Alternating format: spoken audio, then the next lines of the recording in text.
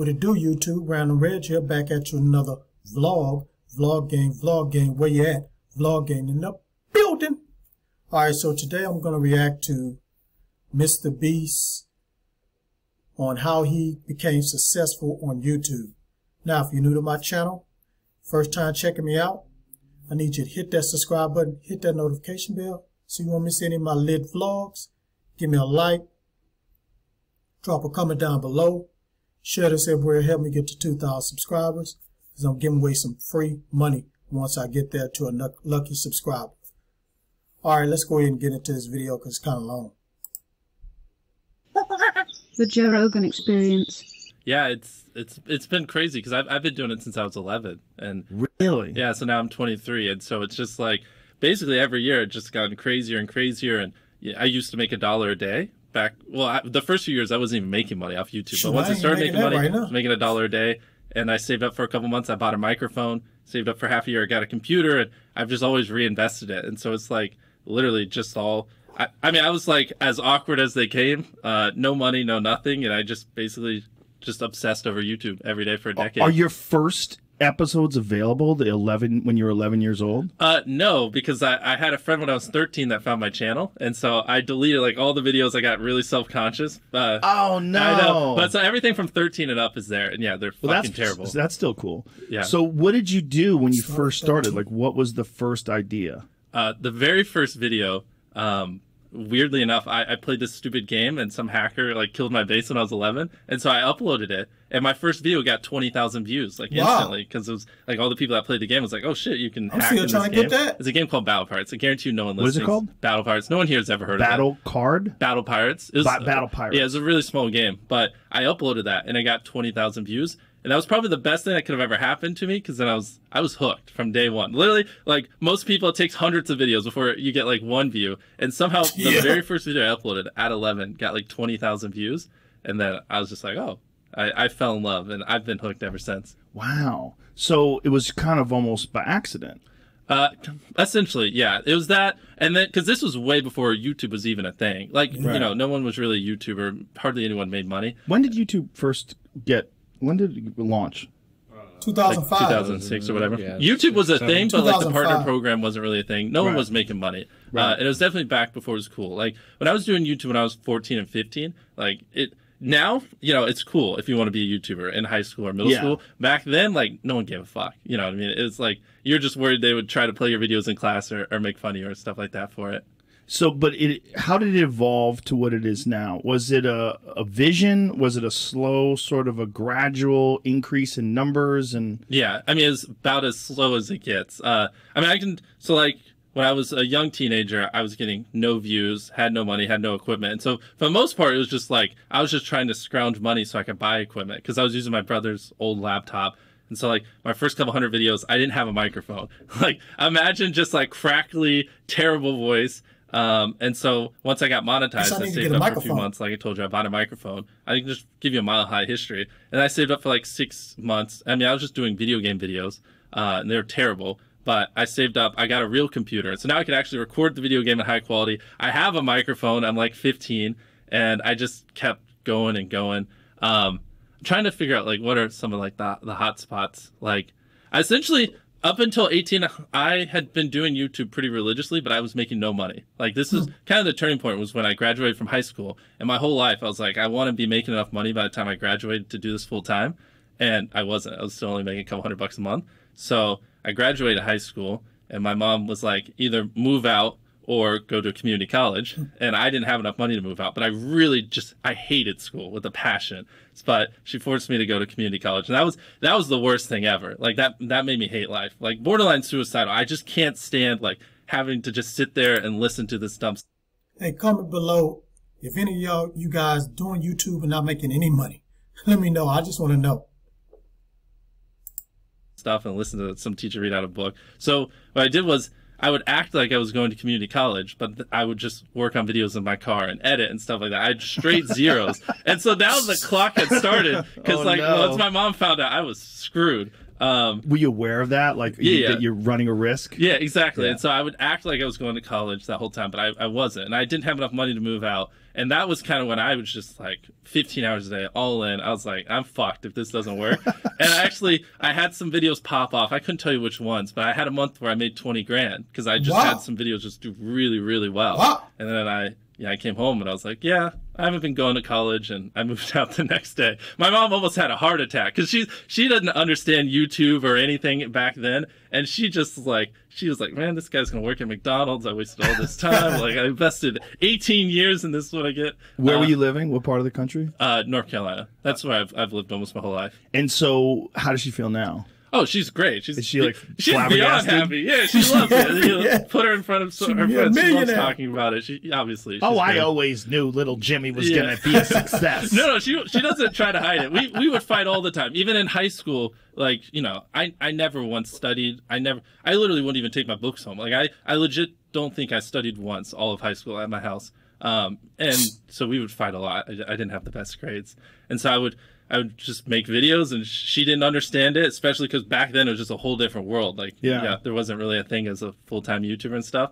And so it was a lot of arguments, a lot of drama, but ended up working out. She's happy. The thing is, it's like nobody saw this coming, right? So you can't blame her. But especially me in like the middle of North Carolina in a small town. I had like horrible acne. I'm you know, especially back then, really awkward. It's like no one, like people would have bet $1 million that I wouldn't be a YouTuber. You know, it makes no sense. But I just like, I have, you know, hyper obsession, and I love this. And, you know, you give it enough time, anyone can solve it. Well, there's a lesson in that for people, really. Like to just, if you do have a hyper obsession to something, there's a lot of people that think that because they're bad at school or because they're not interested in school, that they're destined to be a loser. Yeah. And that's not true. You can, the problem is school is too rigid.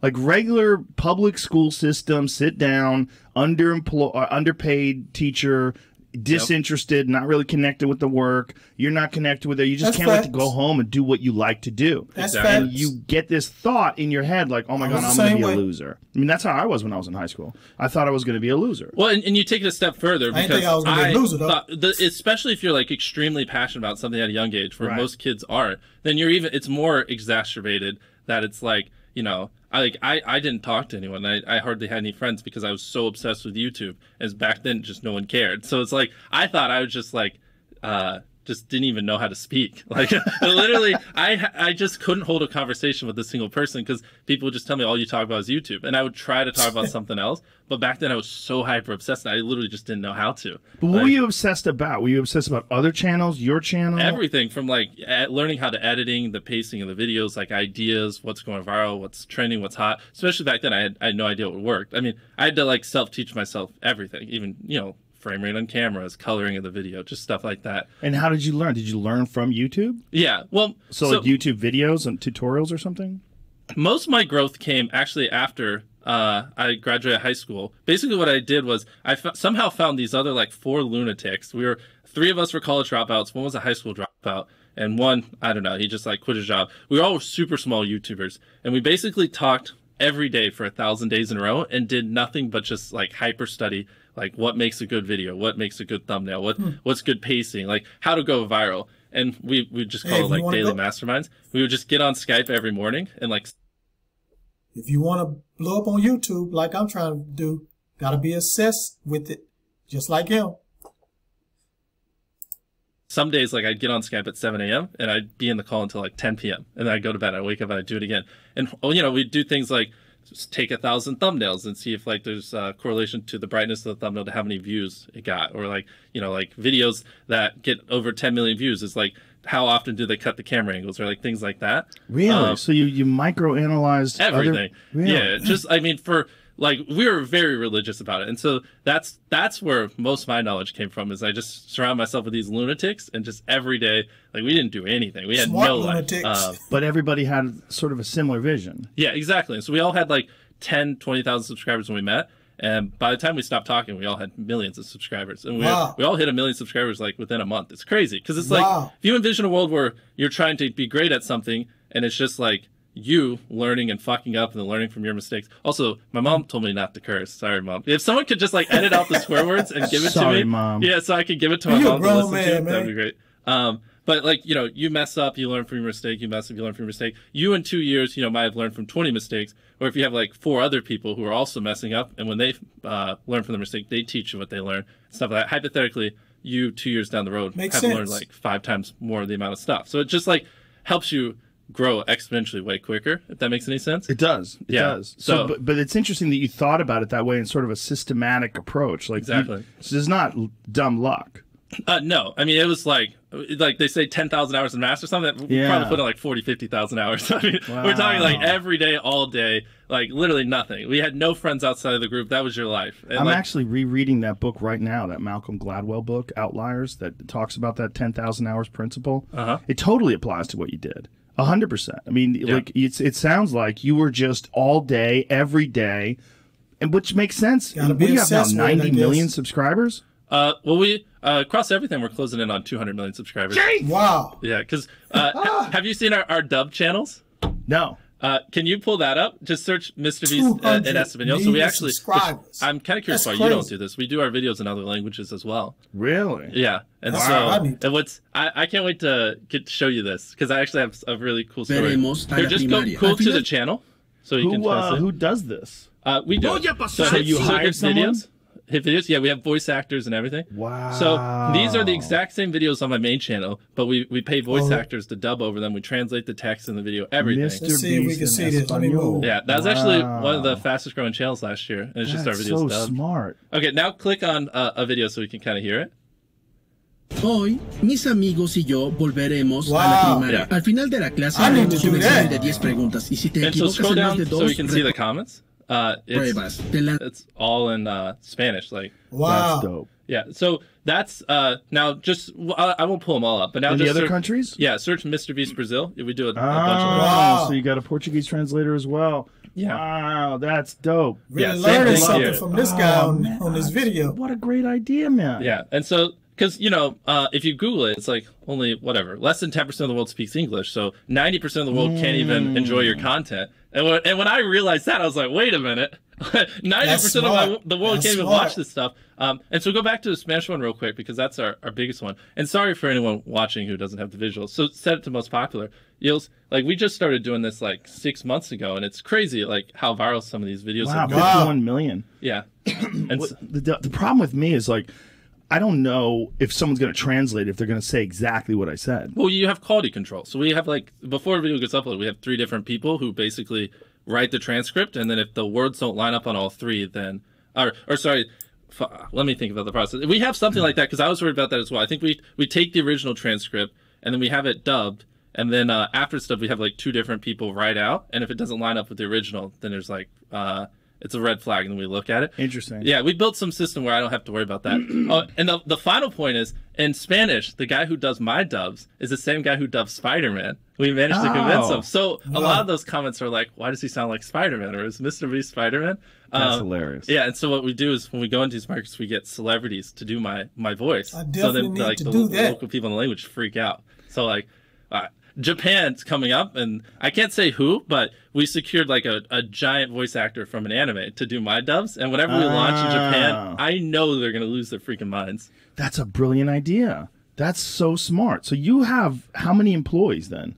I mean, across everything, over 100. I don't know. Wow. Yeah. And what are you, 23? Yeah. That's crazy. Yeah, it's wild.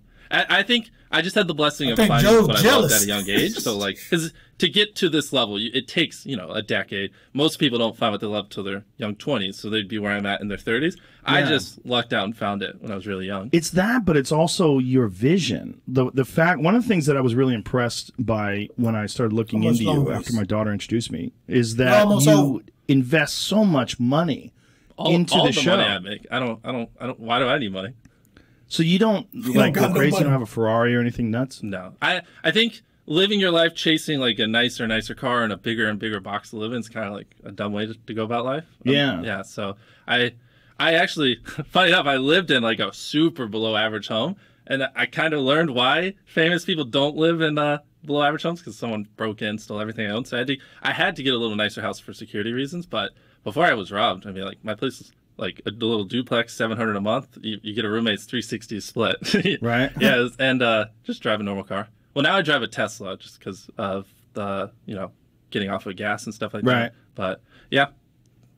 So you don't go crazy at all with cash? No. You don't? No? I really try not to. I think that's like just a Go bad all way on to go about videos. it. Also, it is a little hypocritical because I run a nonprofit, and you know, we have you seen our Beast Philanthropy channel? No. Can you pull that up as well? We do a lot of stuff for helping people, and so also if I lived in a $10 million mansion while I'm feeding people and trying to help people, also in my eyes, it's also a little hypocritical as well. So in every area, I feel like it's just better if I just live below my means. You're just very wise for a young man, because a lot of 23-year-olds would be balling out of their fucking mind right now. Zoom out. Well, yeah, I also have some stories about that too, but you do. Yeah, because I did have a phase where I did ball out a little bit, and then I realized this doesn't make me happy. What did you do during the balling out phase? I bought an i8, and I also bought some designer clothes, like some $1,000 shirts and stuff like that. Ironically, all of which was stolen when my house was broken into. So it's kind of perfect, because I was like, I don't know if I really care about this stuff anymore, and then someone just stole all my expensive shit, and I was like, perfect.